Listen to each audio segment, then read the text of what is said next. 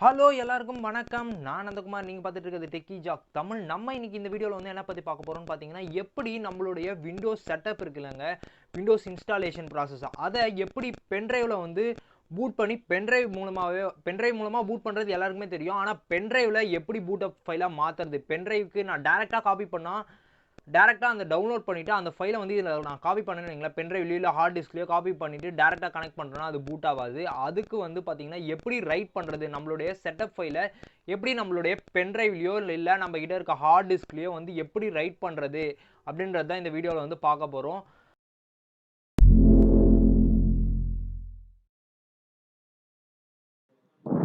உங்களுடைய பென்ட்ரைவையோ இல்லை ஹார்ட் டிஸ்கையோ நீங்கள் வந்து விண்டோஸ் வந்து இன்ஸ்டால் பண்ணிவிட்டு விண்டோஸை வந்து அதில் வந்து ரைட் பண்ணிவிட்டு இன்ஸ்டால் பண்ணணும்னு நினச்சிங்கன்னா முதல் விஷயம் வந்து விண்டோஸை வந்து நம்ம டவுன்லோட் பண்ணணும். அந்த விண்டோஸ் ஃபைலை வந்து செட்டப் ஃபைலை வந்து டவுன்லோட் பண்ணணும்.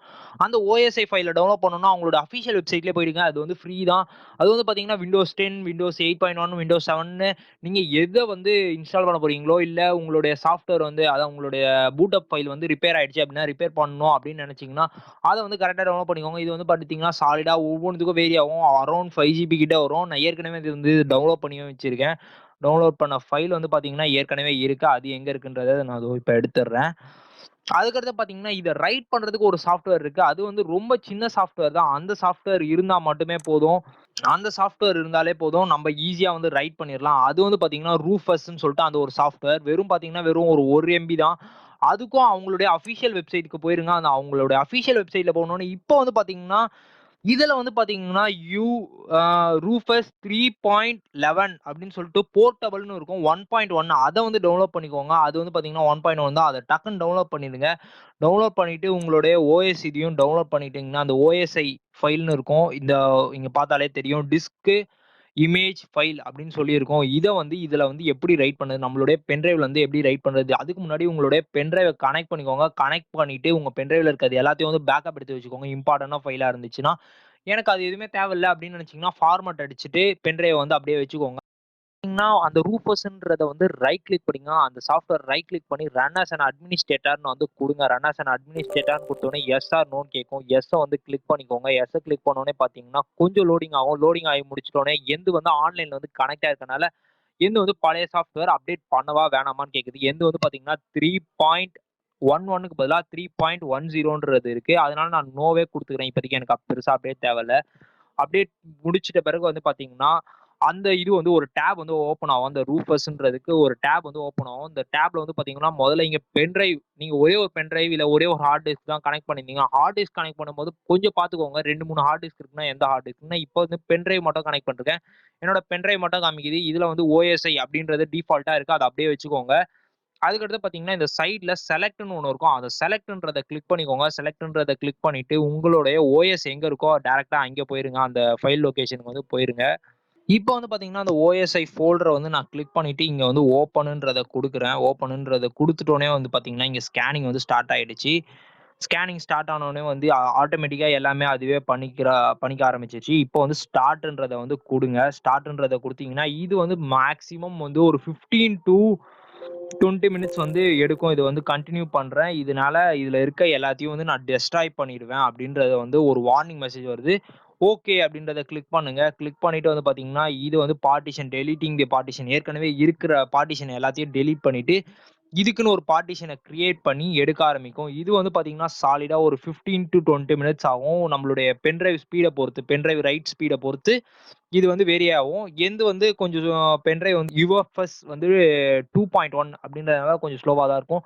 ஒருவேளை உங்ககிட்ட இருக்க பென்டிரைவோ ஹார்ட் டிஸ்க்கும் வந்து யுஎஃப்எஸ் 3.0, 3.1ன்னு இருந்துச்சுன்னா, நான் ஒரு 5லேருந்து 10 நிமிஷத்துக்குள்ளேயே வந்து டக்குன்னு ரைட் ஆக ஆரம்பிச்சிடும். இப்போ வந்து ஃபார்மட் ஆயிடுச்சு. இப்போ வந்து பார்ட்டிஷன் வந்து கிரியேட் பண்ண ஆரம்பிச்சிருச்சு. 12 டாஸ்க் இருக்குன்னு.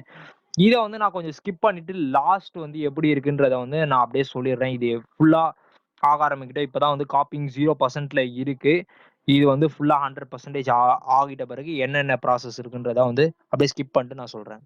25 நிமிஷம் ஆயிடுச்சு. என்னோட அந்த ஃபுல்லா ரைட் ஆகி முடிக்க. இப்ப ரைட் ஆகி முடிஞ்சிட்டோனே இது ஒரு சின்ன இது வந்திருக்கு. இப்போ க்ளோஸ் குடுத்துருங்க. க்ளோஸ் குடுத்துட்டு இங்கேயும் க்ளோஸ் குடுத்துருங்க. க்ளோஸ் குடுத்துட்டு இப்போ வந்து நான் என்னோட திஸ் பிசிக்குள்ள போயிட்டு நம்மளுடைய மை கம்ப்யூட்டர்ன்னு இருக்கும்லங்க, அதுக்குள்ள போயிட்டு நான் இப்ப பேரை வந்து காமிக்கிறேன் பாருங்க.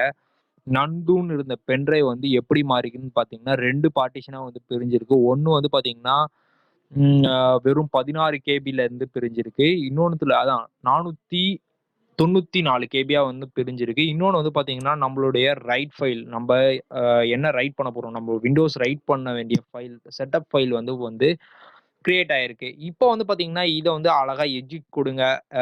எக்ஸிட்ட வந்து குடுத்துட்டு, அழகா நீங்க எந்த சிஸ்டம்ல போடணும்னு நினைக்கிறீங்களோ, அந்த சிஸ்டம்ல ஆன் பண்றதுக்கு முன்னாடியே கனெக்ட் பண்ணி வச்சுட்டு ஆன் பண்ணுங்க. ஆன் பண்ணும்போது பார்த்தீங்கன்னா, பூட் பண்ணும்போதே கேட்கும். ஒரு வேள பென்டிரைவ் வந்து கனெக்ட் பண்ணியிருந்தீங்கன்னா, பென்டிரைவ் மூலமா பூட் பண்றது வந்து கேட்கும். பென்டிரைவ் வந்து எக்ஸிட் குடுத்துட்ட பிறகு நான் அந்த பென்டிரைவையும் எடுத்துட்டு வேற சிஸ்டம்ல வந்து போட்டுக்கலாம். இத நான் யூஸ் பண்ணி முடிச்சிட்ட பிறகு அழகா டெலீட்டும் பண்ணிறலாம். எதுவுமே இல்ல. டைரக்ட்டா கனெக்ட் பண்ணுங்க. கனெக்ட் பண்ணிட்டு சிஸ்டம்ல போயிட்டு இங்க வந்து பென்டிரைவ் வந்துச்சா, டைரக்ட்டா வந்து வேற எது உள்ளயும் போவாதீங்க. உள்ள எல்லாம் எதுவுமே போவாம டைரக்ட்டா இத கிளிக் பண்ணுங்க. அப்படியே ஃபார்மட் அடிங்க. ஃபார்மட் அடிச்சீங்கனாலே போதும்.